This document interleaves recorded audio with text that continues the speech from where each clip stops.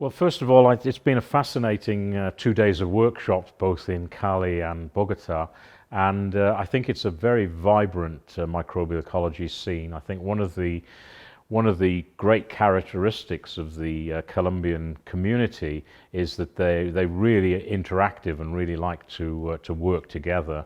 And I think there's enormous opportunities with the diversity of microbial ecology, the study sites, the environment within Colombia. There's a lot of interesting aspects related to agriculture, for example, related to health, global biogeochemical cycles. So there's huge potential, and there's some fantastic work going on. And I think over the last few days with the two workshops, we've got to learn an awful lot about what's going on.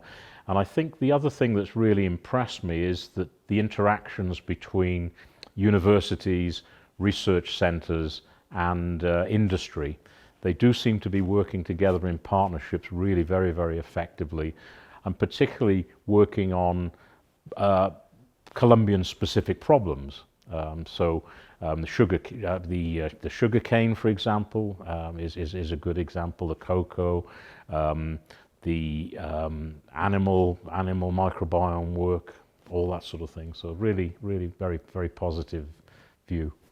I think the conversations today, and listening to other people talking, I think an awful lot of contacts have been made today, and a lot of ideas have been exchanged. I think both in terms of new areas for study, but also I think there's been a lot of element of interdisciplinary objectives and interdisciplinary topics that can be tackled by several different groups of researchers. And I think, well, modern microbial ecology these days is such that you can't cover all of the techniques that are required in one particular lab. So I think the whole, because it's a multidisciplinary area of science, it really encourages interaction and people working together, bringing different things to the party.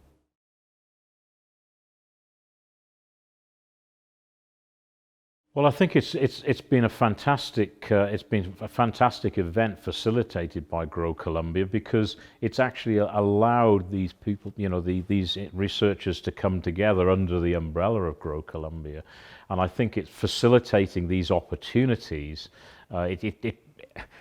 These meetings require that sort of catalyst to be able to do that. So, and I think the whole idea is capacity building, and that's what I think is going to be the outcome of these workshops, and new initiatives will develop from that.